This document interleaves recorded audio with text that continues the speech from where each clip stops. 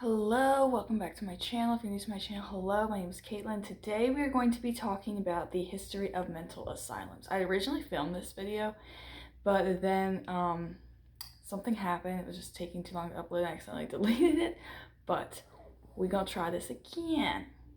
Yes, we are. So today we're gonna be talking about the history of mental asylums. So for the early American communities, the mentally ill were generally cared for by the family members. So back then, the mentally ill would stay in the homes of their family and were taken care of in that way.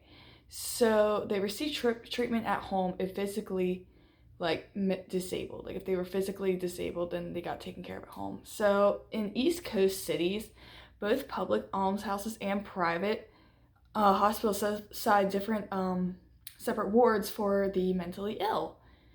So private hospitals, they depended on, the money from funding to be able to support it. So they depend on these families coming in paying for these people to be dropped off so they could take care of their families.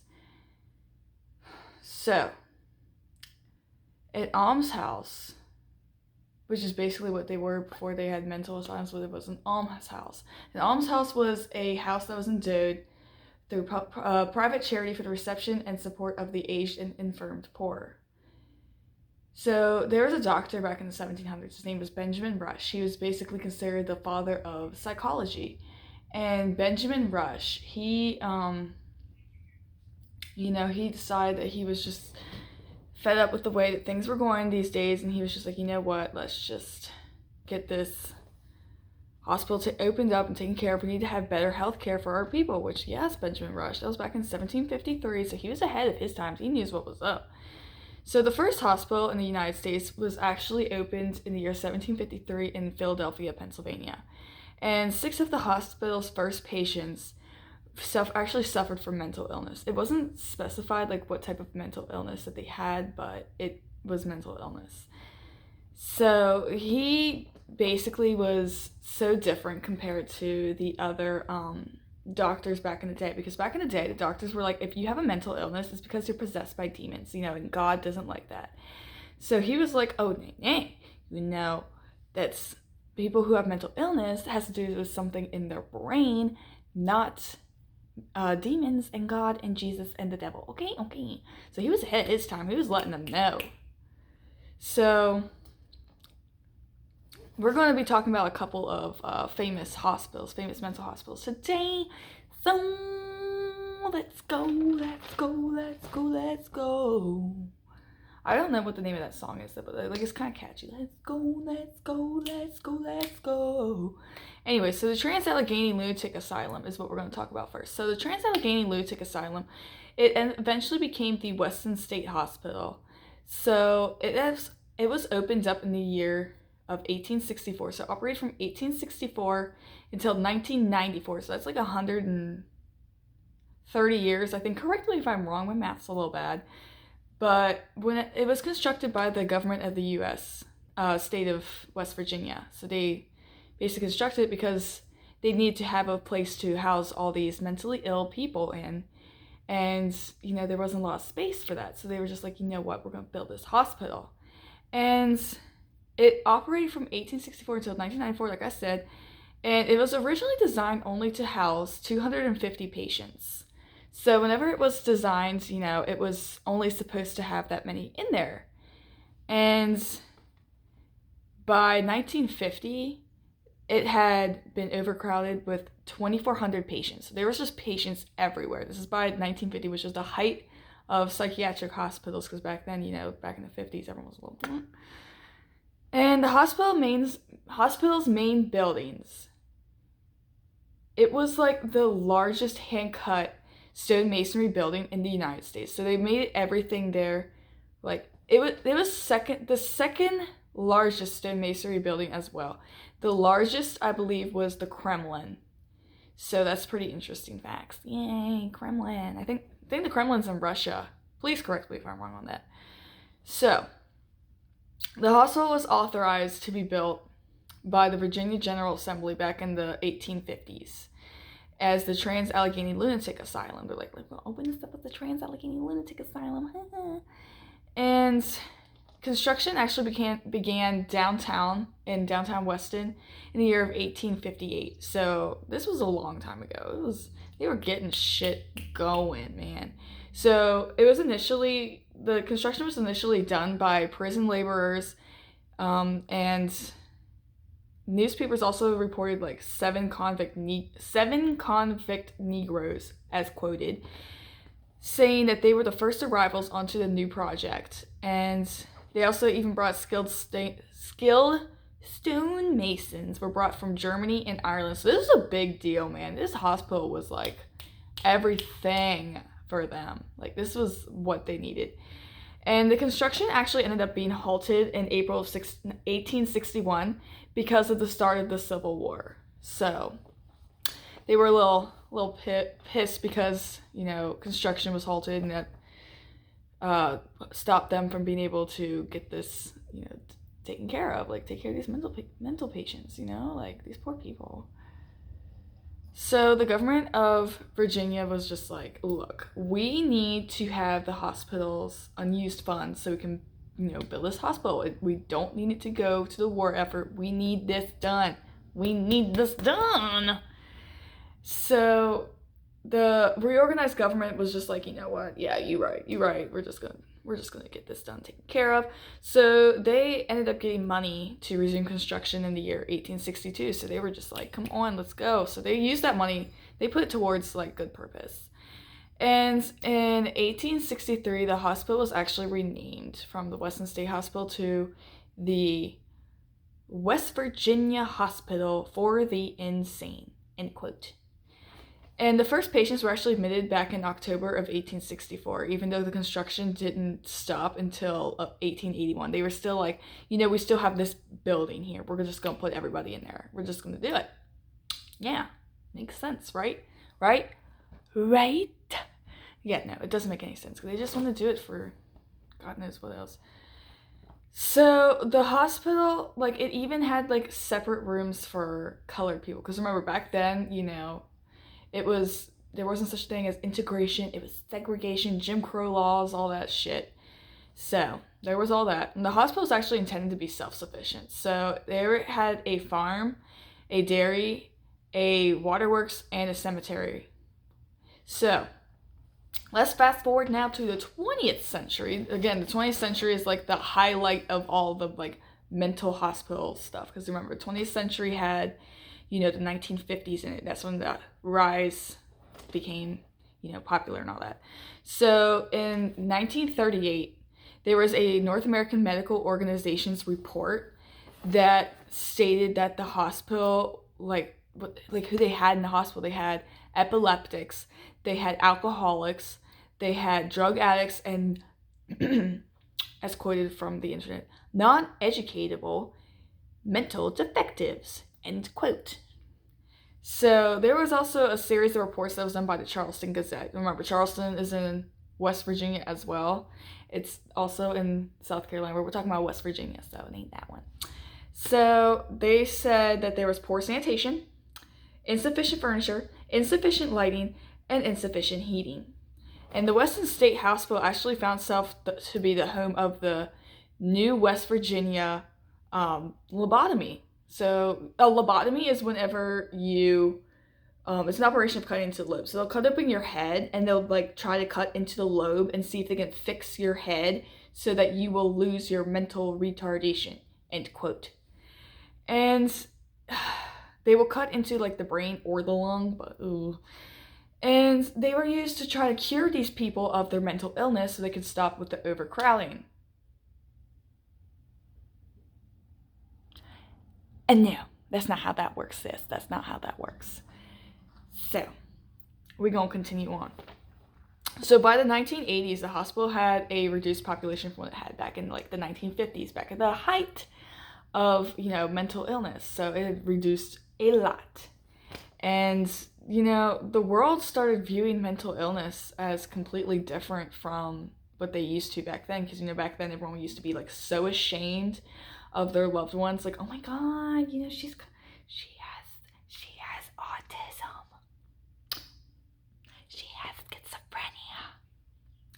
it was like super like embarrassing for these families back in the days to have people in their homes that had mental illness, which I think is terrible. You should never be ashamed.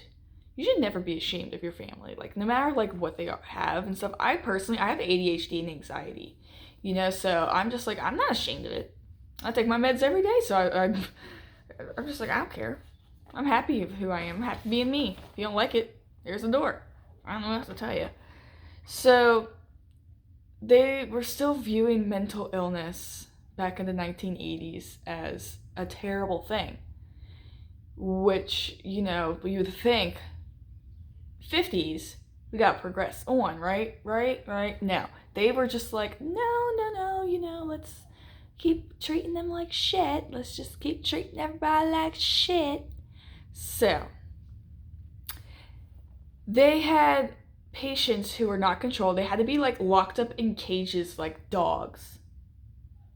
Like, remember when we were talking about that Ariel Sellers video and that they had that little girl locked up in a dog cage? Yeah, that's what they did for the patients they could not control, which is pretty fucked up in my opinion. Like, that's so messed up. It's so wrong.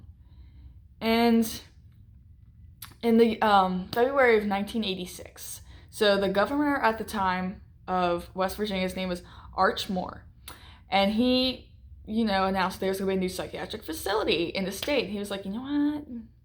We're going to open this place up. It's going to be way better than the Western State Hospital, Allegheny Lunatic Asylum. We're going to take better care of our patients. There's going to be better health care. It's going to be great. So there were plans at the time to turn the Western State Hospital, aka the Allegheny Lunatic Asylum, into a prison. Which, honestly, I would have thought that it looked like a prison already. Because it kind of resembled it, because they had like the chains and you handcuffed the. We're not gonna get into that because I'm gonna end up going on a whole rant about how much I hate what happened back in the old days. But hey, whatever. So the new hospital, William R. Sharp Jr. Hospital, it was built in Weston, and the Western State Hospital, aka the Allegheny Lunatic Asylum, was closed in May of 1994. Thank fucking God, right?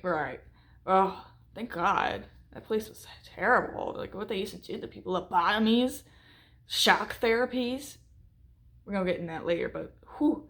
So the hospital, like I said, closed down May of 1994 and is now a tourist attraction. So y'all can go there and see ghosts because it's a hot spot for hauntings, which honestly, a lot of like hospitals and mental asylums are haunted because, it happens so suddenly, you have all these sick people, mentally sick, physically sick, that just, they die and their souls are trapped here because they don't understand like what happens.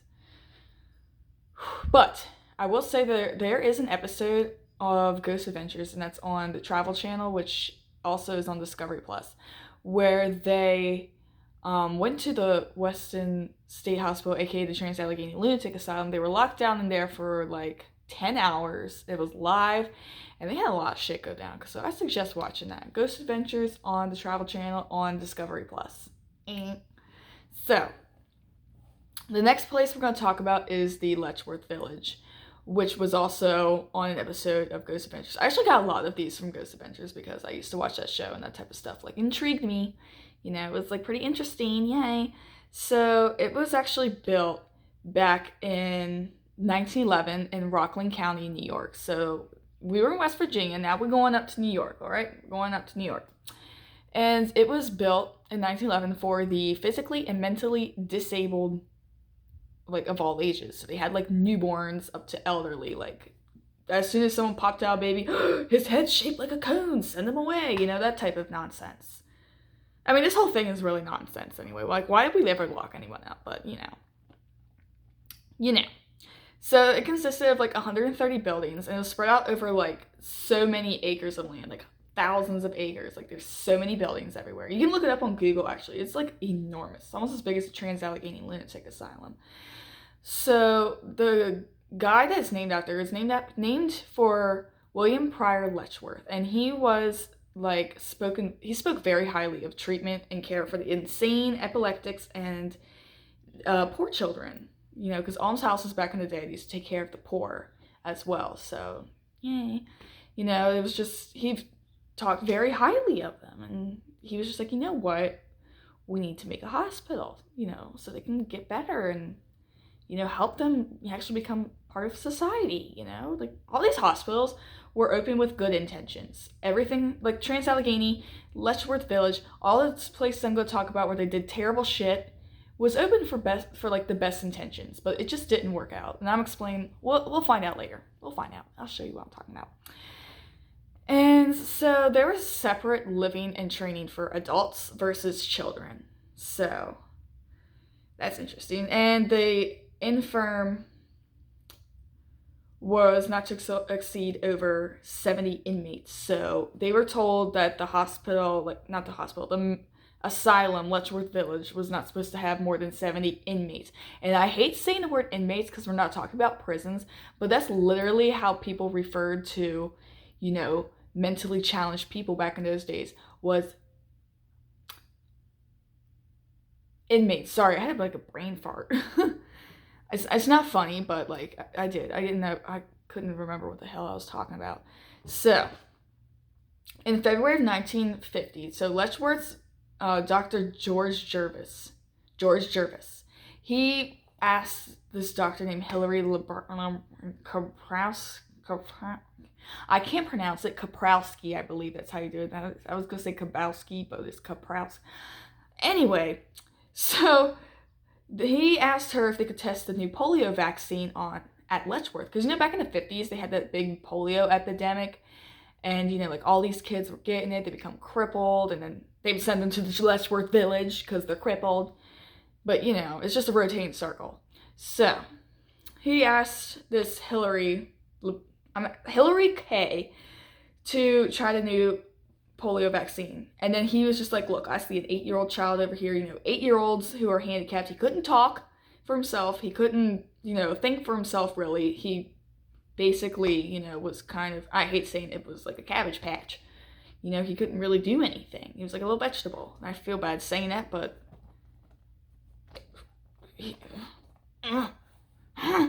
so they basically gave him a vaccine from it, and because like he didn't die right away, they're like, oh shit, he didn't die. Let's give it to everybody. Everyone's getting the polio vaccine today. Everyone's getting the polio vaccine, which in my opinion is like totally fucked up. Not only did you do it on a mentally handicapped child, but you're like, oh my god, he didn't die. Let's give it to everyone else to see if they're gonna die too. That's terrible. That's a terrible fucked up way of thinking, I mean, back then, everything was terrible and fucked up, but that was just like that's what we don't need to talk about, is like how fucked up that was. So from 1914 through 1967, the residents who died there and were not claimed, like, by their loved ones, like, if something like little Johnny Bob died and he was like 8 years old or whatever, like the year we're talking about, if his mom didn't come to pick him up because he died, they were buried out onto this residential graveyard with crosses that didn't have their names on them. So it was just unmarked graves. And there was like this clearing in the forest right by Letchworth Village. And that's where they buried everybody, because they're like, oh, we got this little clearing here. It'll be all right. It'll work out. So the cemetery was actually by Stony Point, New York, which I'm not exactly sure how far away Stony Point is from Letchworth, but hey, can't be too far, right? Because they were still able to bury people there. So like I said, the deceased only had like a T-shaped marker to basically say where they were buried. No names, no date of birth, no date of death, just a T-shaped marker, unmarked. They're like, all right, let's just put them here. It was just terrible, in my opinion. Like, no wonder that place is quote unquote haunted, because you got people that died, like little kids, and instead of like remembering their names and their identities, you just put a stick there and call it a day. Like, that's messed up. That's so wrong. And as of August 2021, this was 3 months ago, most of the graves are still marked to this day by the numbered steel markers. So there's people's bodies out there who have still not been identified to this day. I need to take a deep breath because it's starting to piss me off. Like, this is really messed up stuff, man. This is really messed up. So, some of the graves, you know, like, a lot of people go to visit Letchworth because, like, oh my god, it's haunted, right? They want to do ghost tours, ghost stuff, just to even see, like, a piece of history. If you're in New York and you ever want to go to see Letchworth Village, I highly suggest you do it, but please be careful because there is asbestos and, you know, like, there's places where the floor's starting to, like, fall apart and everything, but I highly suggest you go there and pay your respects to the children and the other adults who died there because, you know, like I said, they weren't taken care of and their graves weren't really marked at all. It was just a stick. Like, why? What the fuck, man? Like, why? Oh, that's starting to stress me out. Before I get too stressed out, you know, I'm just gonna move on before I start, like, really getting mad because that stuff's just, it makes me upset. So, some of the graves, you know, like, they're visited by the community and they leave, like, flowers and toys and little presents for the kids, which I think is so sweet. That's so nice, so sweet. And now we're going to be talking about the treatment of the patients and the conditions that the patients lived in. Y'all need to sit down for this one because this shit's about to get real. Shit's about to get real. Y'all need to sit down because when I was reading about all this stuff that actually happened here, like, just everything that happened at the hospitals that we're going to talk about today had me so mad that I wanted to travel back in time and beat the shit out of these doctors with a baseball bat. Because I was just like, why do you do this to these kids? Why do you do this to these poor, like, mentally handicapped people? Like, what the fuck is wrong with you? Why? So, whenever Letchworth opened up, it was described as, like, an ideal place for living for the mentally and physically handicapped. And it was even praised by the state, so it was opened up with the best intentions. Like I said, what happened to Allegheny Lunatic Asylum. Everything was opened for, like, the best of intentions. They wanted to help these people, you know, control their mental disorders. And it ended up going downhill, like, quick.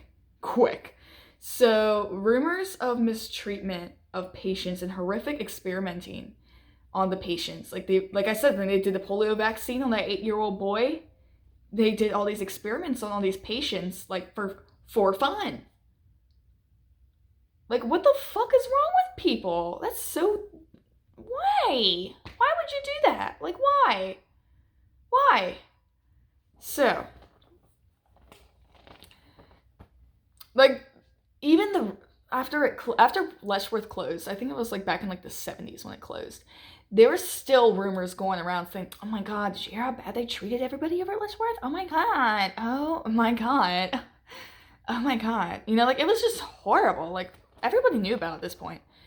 So, there was a former worker there. His name was Dr. Little. And he, you know, he worked there back in, like, the early 1900s. We're talking, like, early. Because he made a report back in 1921. And even then, I mean, this guy, he deserves to get punched just for his report, because the way he worded everything is extremely disrespectful, and he deserves to get punched. Okay. So, he presented a report in 1921 with the 3 categories of feeble-mindedness. And, like, on his report, you would not believe the shit that went down there. So, he was talking about the 3 categories of feeble-mindedness, end quote. So, there was the moron, the imbecile, and the idiot. Which I know we use, like, all 3 of those to, like, make fun of our siblings and shit, but still, at this time, it was actually used to, like, insult these patients, saying that they were, like, retarded. So, I was just kind of like, what the fuck, why? So, many of the patients actually at Letchworth Village were young children. And I mean, I'm talking, like, young. Because according to the 1921 annual report, the one we talked about, they called everyone basically retarded. So they basically said out of, like, 506 patients, 317 of them were between the ages of 5 and 16. which is awful. I couldn't imagine like giving birth to a child and then having to be told like, oh, your kid's like messed up, you know, he needs to go, just send him over here, you know, you'll never see him again because society doesn't want you to raise a retarded kid, a feeble-minded kid. And I'm sorry, I have to, like, I hate the word retarded, and I hate the word like imbecile or idiot, unless you're like, I mean, sometimes they can be insulting, but like if you're actually insulting the mentally handicapped by calling them retarded, like you deserve a good punch in the face. Oh my god. So like whenever they did the reports and everything, so the children were said to have looked sick, like sick, malnourished, and you know, they just didn't look well. They looked pale and skinny and just awful. And children were often the subjects of like medical testing there at Letchworth. So they would do like, remember I told you about the polio vaccine that happened at Letchworth? Happened to an 8-year-old boy? Yeah, he wasn't the only one that had shit done to him. We had like little kids, like 5-year-olds, 4-year-olds, 2-year-olds getting like fucked up by these doctors because they're just like, oh, they're just kids, they won't know anything, they're retarded, you know, because they were just arrogant bastards back in the day. Oh, and like I said, they had some of the most cruel neglect. They sometimes were made to eat, and they ended up being starved, and you could see their ribs, everything was just hanging out, and it's just like, oh my god, dude, like what the hell? Like I feel so bad. Actually. I feel really bad. So now we're going to get back to what we were talking about originally, the Letchworth.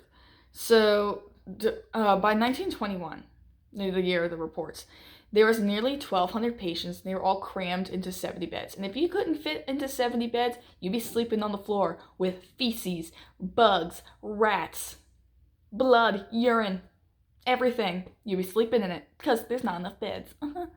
The feeble-mindedness, they can't sleep in the beds. Pretty fucked up. So fucked up. So a spokesman for the state office of the mental, I don't even want to say the name of it, because it's just so messed up, but the name of it is the state office for the mental retardation and developmental disabilities. They stated that the families just abandoned their loved ones there and relatives. They're just like, yeah, we're just gonna drop them off here. Bye, Susie, and pretend you never existed. Bye. So messed up. That's so messed up. That's so wrong. I would have been locked up in a hospital because I have ADHD and anxiety. That would have had you locked up back in the day, which makes me upset because it's just like, a lot of people have ADHD and anxiety. Anxiety is actually the #1 mental disorder in the world. Let me just tell you, some of it's diagnosed, some of it's undiagnosed, but it's still the #1 like mental disorder. So there was a man in the 1950s. His name was Irving Haberman. Sorry, I have to keep looking at my paper because I'm losing my train of thought, man. So his name was Irving Haberman, and he took photos in the facility. He's like, click, click, clap, smile for the gram, click. And, you know, he just took pictures of Letchworth to basically, like, show everybody what goes inside of, what goes on inside of mental hospitals. Which back in that day, back in, like, 1920, what was it, 1921 or whatever, 1928? Oh, 1940s, my bad. 1940s, you know, like, that was frowned upon. You don't, you know, if you see stuff, you're like, oh, you poor thing, you. Oh, you poor thing. You know, you still lock them up. But the fact that he's sitting there trying to expose them was unheard of. So back then it was just like, oh shit, you know, this is happening, oh my god. So he took pictures of these patients who were not taken care of. So they had naked patients that were huddled in these sterile day rooms. So you got like little naked kids and stuff, like, oh my god, horrible. And the pictures by this Irving Haberman actually like showed all these highly neglected patients. I mean, sitting in their own feces, barely any clothes on, if any at all. They look starved. They look like little like stick figures. Like, they were so small and skinny, which is horrible to think of because whenever you're a child and even into like your early 20s and stuff, some of us are still growing, you know? I mean, I've got high metabolism, so I burn through food like that. I can never really gain weight, but that's whenever you're trying to gain weight, is whenever you go through growth spurts and all that, hit puberty, and instead of getting all your nutrients that you need, Letchworth basically fucking starved these people, like these little kids. And it's just so messed up to think about. Remember when we talked about most of the patients were between the ages of 5 and 16, and then some of them were even under the age of 5. So that's even worse. Like, we're talking about like little toddlers, like butt-ass naked, you know, covered in feces and left on the floor like they're garbage. Which I work with kids, so I find that so messed up that happens. Like, that's just so wrong. I would have been in there, like, picking those kids up and cuddling them and holding them and taking care of them. I would have even have adopted them. And back in that day, that was frowned upon to have a mentally challenged child in your house. But you know what? I don't care, because at least that child would have been taken care of. That's what's important. So, we're going to go travel forward to 1972. 1972. And the ABC News channel. I know ABC News, it's still around now, but it was even like, I'm not exactly sure when ABC News was created though, but it was popular back in like the 70s, the early 70s. So there was a guy named Geraldo Rivera, and he traveled with the ABC News to Letchworth Village. I'm not exactly sure why they were there, but they were there. Just seeing what all goes on, I guess, in like mental hospitals. So he recorded how the patients, especially the children, were taken care of by the state. So he's like, let's just see what's going on in here. Let's see what's going on in Letchworth today. You know, let's just see. And it was just nuts what he found. I think there's actually a video on YouTube of it. If I can find the link, I'll post it down below. But yeah, so I've actually watched clips of the video on this episode of Ghost Adventures, and I sat there like stunned out of my mind, because I mean they were legit showing kids like in cloth diapers. I mean, kids that looked like they were 9, 10 years old in cloth diapers rolling around on the floor. You've got like people with Down syndrome banging on the tables, lots of screaming. There was feces and flies everywhere. And that just hurt my heart, because I was like, oh my God. Like, imagine if ABC News hadn't gone in there and done that report. They'd still would have been going even probably past 1994. You know, it's still so messed up. And many of the people who had worked there at Letchworth, they still refuse to talk about what they experienced there. Like I said, Letchworth actually closed down in 1996, so the year before I was born. It was still in operation after the TV channel went out and exposed the shit out of them. It was still operating. Like, why? I would have shut them down as soon as I would have saw all that stuff on ABC News. I would have been like, bye, that's fucked up. But you know, no, they didn't. I was like, yo, what the fuck, dude? Like, why? Why would you not, like, do that? Like, that's ridiculous. I was just like, oh. So, we're going to talk about now the next hospital we're going to talk about. Jesus Christ, I had a brain fart. Is the Overbrook Asylum, aka the Essex County Hospital. So, this hospital actually was on an episode of Ghost Adventures as well. I got most of these from there, like, because I knew of them, knew the names. But so this hospital was opened as the Overbrook Asylum and eventually became the Essex County Hospital Center in the later times. So, oh, sorry, I need to burp. In 1896, officials in Essex County, New Jersey, they were just like, look, we need to get this hospital for the mental health, you know, like, we need this hospital. So they went out and bought like thousands of acres of land. They were like, all right, cool, we're just gonna, you know, build this, you know, it'll be great. So they started constructing the hospital, and this hospital will be connected, like a whole bunch of buildings that were supposed to be self-sufficient. You know, you had your bakery, your laundry room, you had your greenhouse, you had basically everything that you would ever need there. And so a lot of the patients would be able to take care of themselves in the real world. That was basically the point. But they wanted a lot of these patients to take care of themselves in the real world while being locked up, you know. So the Overbrook Asylum was actually named for the brook that was the river that was facing the hospital. It was called the Peckman River, and it was very close to where it was. So they were just like, okay, Overbrook Asylum, cool, right there. And there was actually a boiler malfunction on December 21st of 1917, and it was a failure that actually caused like a lot of deaths. It was like 24 deaths, and it couldn't keep the facility warm, so they all froze to death.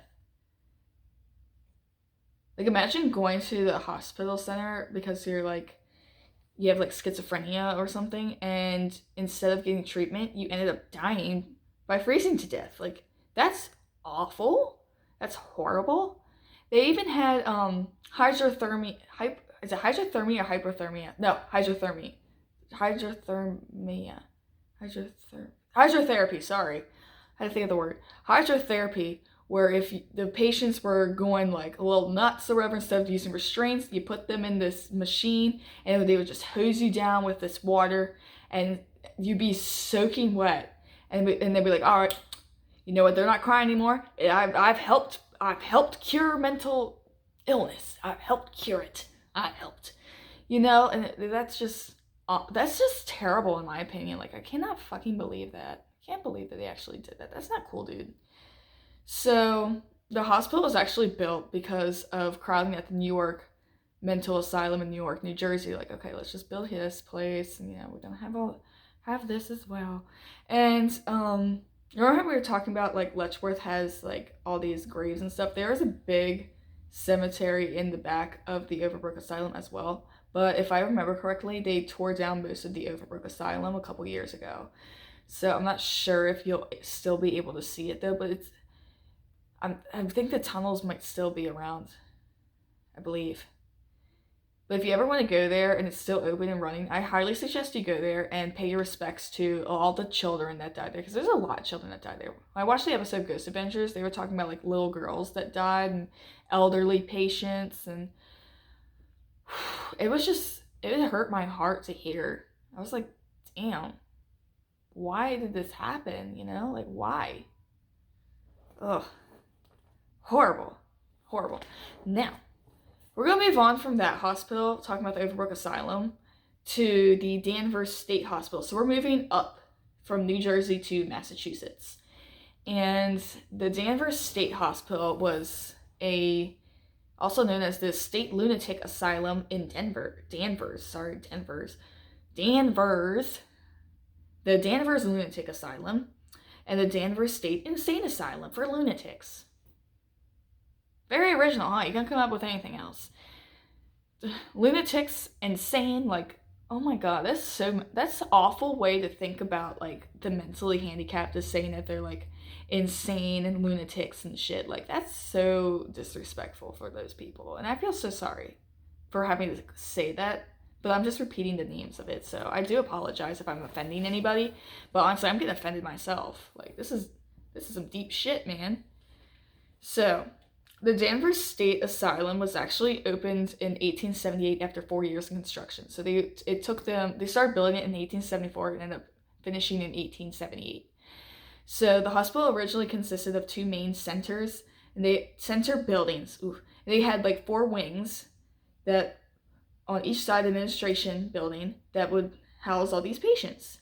So they had a kitchen, a laundry room, a chapel, and even dormitories that were in a connecting building in the rear. So on each side of the main buildings, there was wings for the male and female patients, because they had to separate. I'm so sorry to have to say this though. It's so fucked up.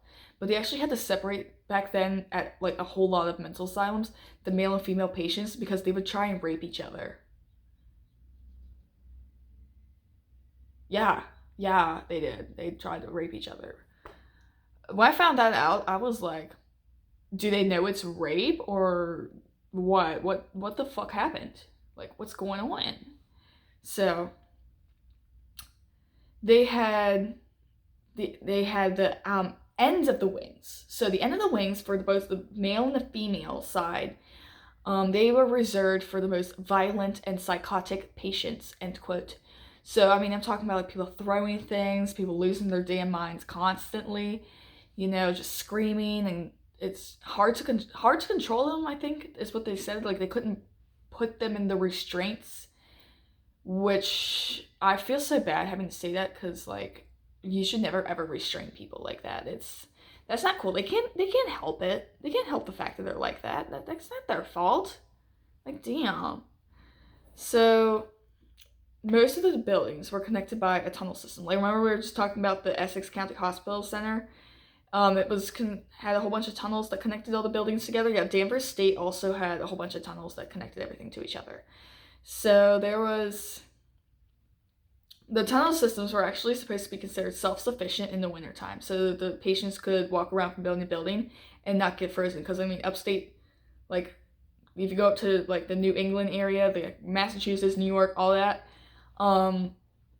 it gets really cold.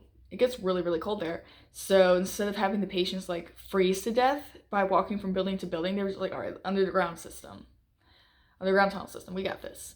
So there was a tunnel system that ran from the steam empowering and generating plant, and there was another tunnel that connected the male and female nurse homes. Well, because, like, whenever the hospitals first opened up, it was very rare that there was a female nurse, because, back then, like, it was a male-dominated, like, thing back then. It was male-dominated. And so they had all those over there. Sorry, I'm, like, losing track of what the hell I was talking about. Okay, so the original plan whenever Danvers State opened up was to house about 500 patients. They were like, okay, cool, 500 patients, we got this.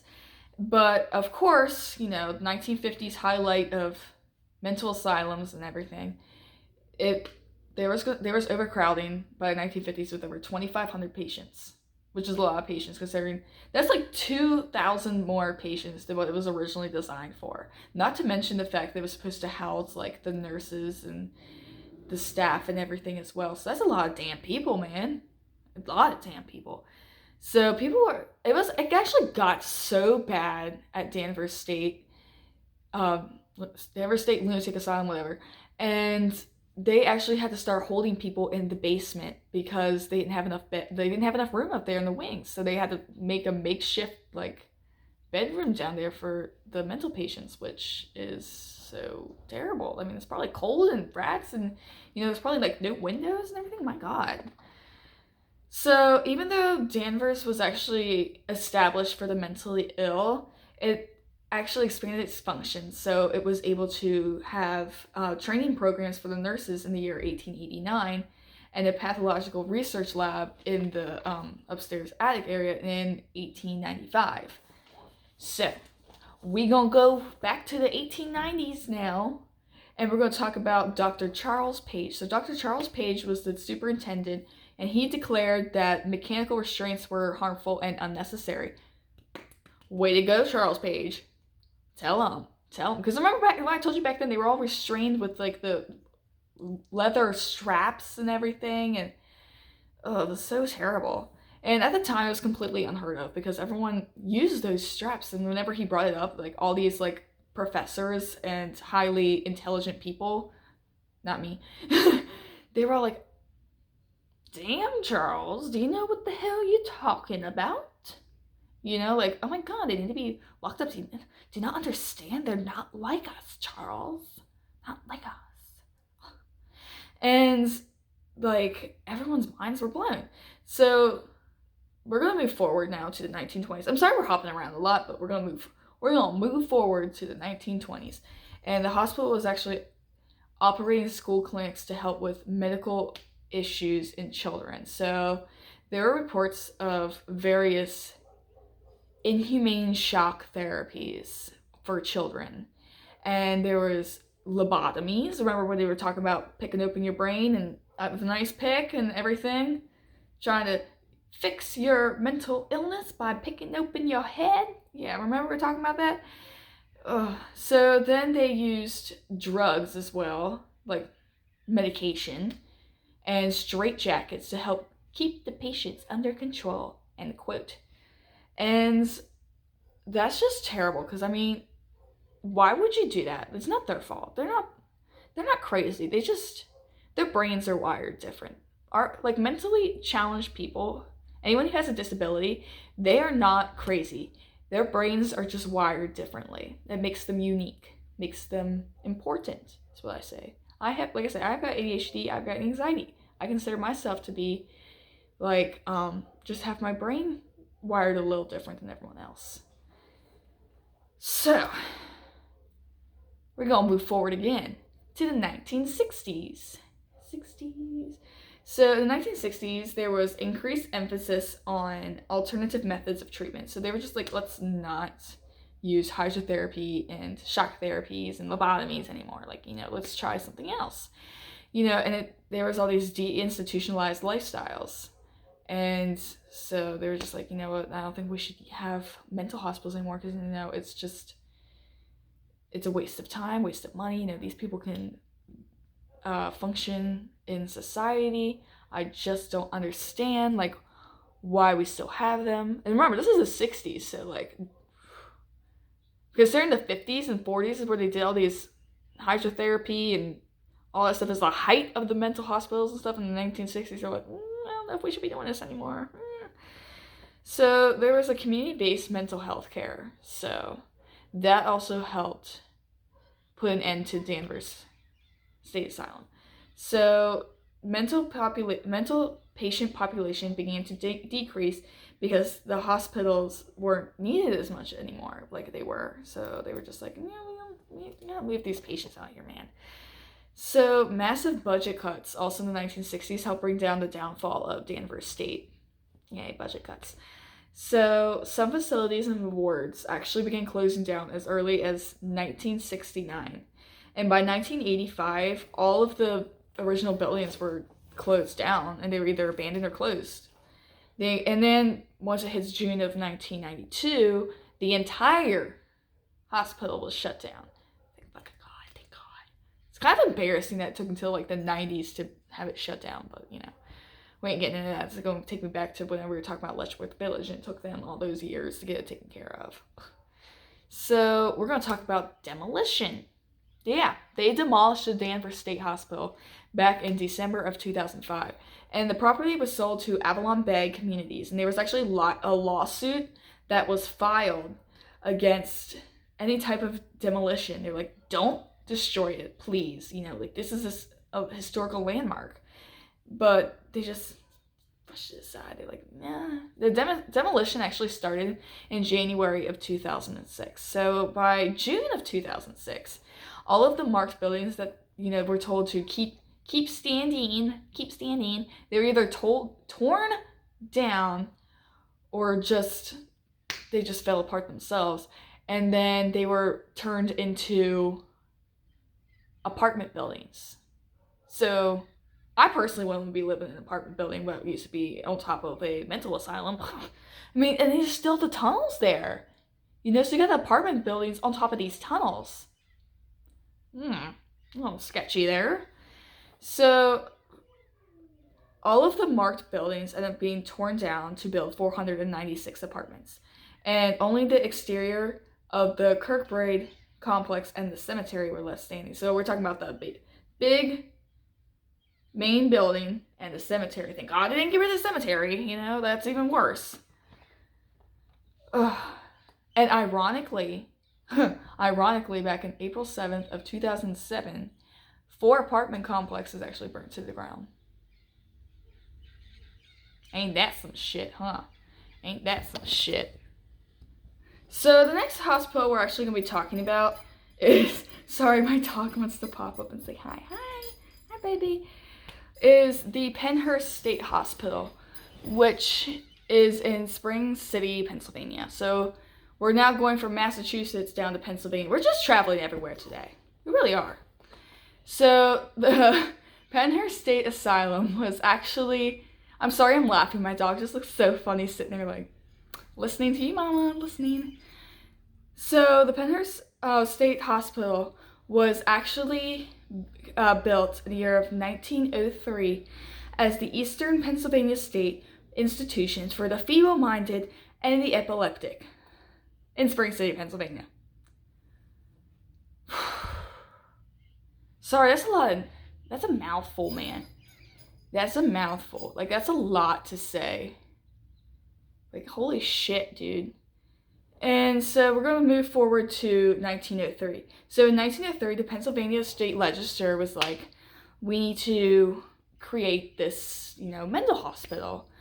So, let's just create it. So they authorizes the creation of the Eastern Pennsylvania State Institution for the Feeble-Minded and the Epileptic, end quote. They ended up discovering that there was 1,146 feeble-minded people living in the state of Pennsylvania.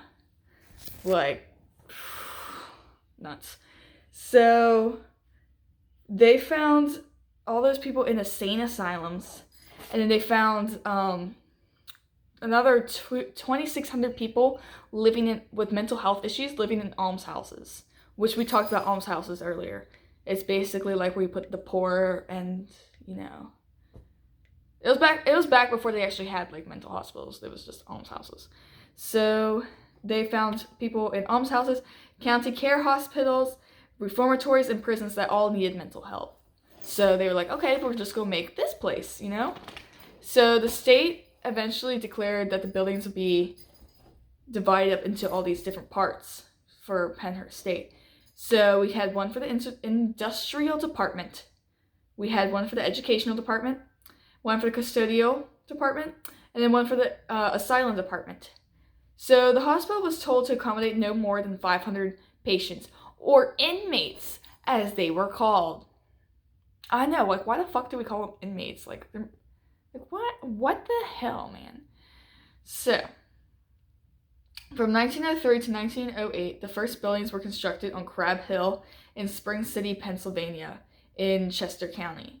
So, out of the first few buildings constructed, the F was for the girls' dining room, the G was the kitchen and the storeroom, the H, I, and K were cottage for girls, N was the boys' dining room, P was the teacher's home, Q, T, U, and V were cottage for boys. That's basically where they lived. Cottages were like houses for them.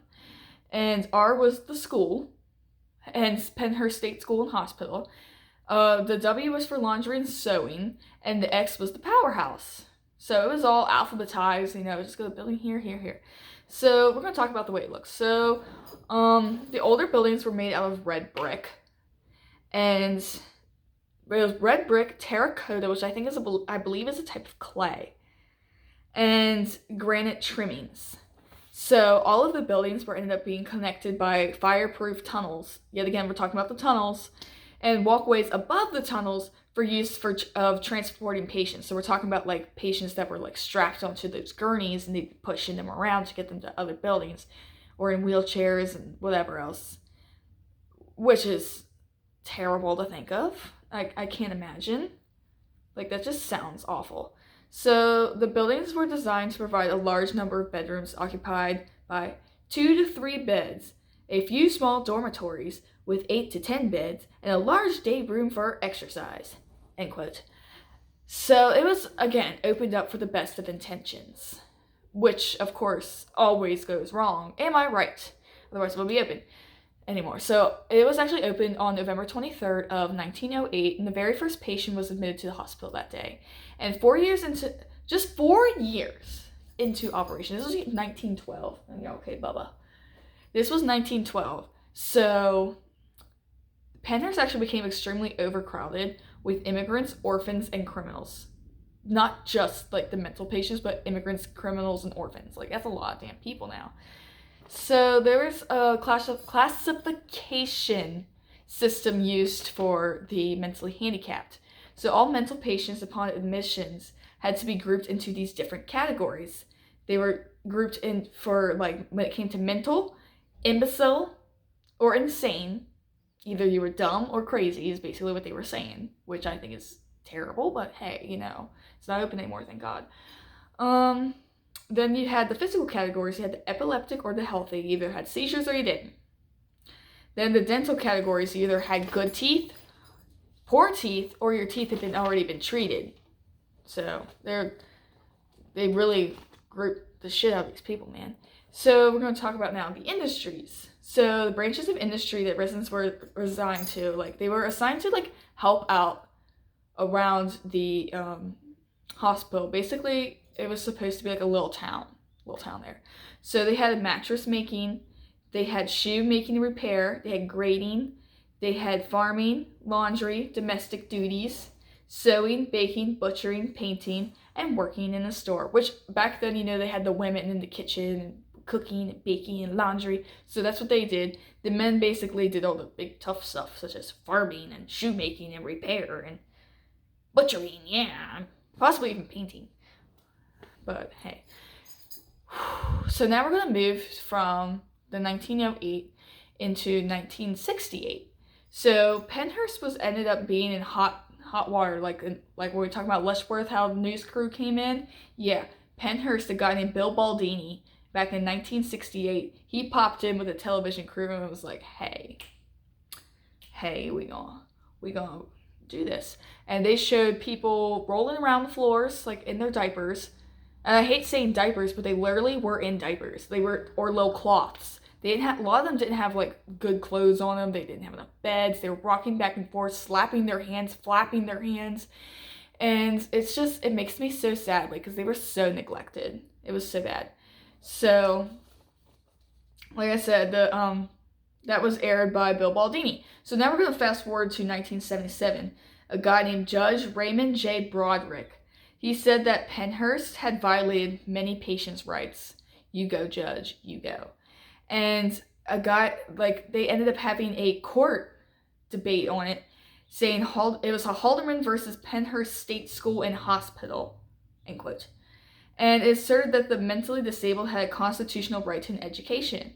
They were like, just because they're mentally handicapped doesn't mean they can't learn, you know? And then, oh, ho, ho, ho! Wait till you hear this. The courts later found out about the conditions at Pennhurst, and they were like, oh shit. You know, Pennhurst was even like, oh shit, they found out. They know.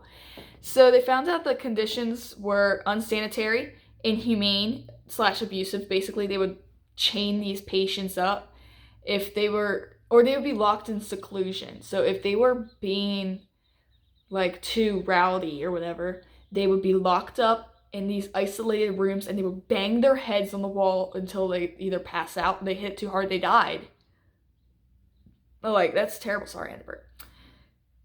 Inhumane, abuse, and dangerous again, you know, all that shit was going down. And all of that violated the 14th and the 8th Amendment in the Constitution. So by 2010, Pennhurst became a seasonal haunted attraction. And on June 8th of 2021, Motionless in White, great band by the way, y'all should listen to them if you haven't already, they actually performed a concert on the hospital grounds in front of the main entrance. So now we're going to talk about my personal thoughts and opinions on mental health back in the day. So my personal thoughts and opinion is that this never should have fucking happened. Everything happened for the best of intents, but it all went down. Best of intentions. And it all went downhill real quick. And that kind of makes me upset because that should never have happened. That's so fucked up that happened, but... And I'm glad that society has moved forward with, you know, mental health and mental research, finally understanding, you know, that we don't call people retarded. We don't call them feeble-minded. We don't call them imbeciles. I mean, you could call someone an imbecile, but it's still kind of offensive. But shit, that's just... You don't call people that anymore. So, that was my video today on the history of mental asylums. Please like, comment, share, subscribe, and let me know your thoughts down below. My name is Caitlin. This here is my buddy Riley, and that was our video on the history of mental asylums. Bye, everyone!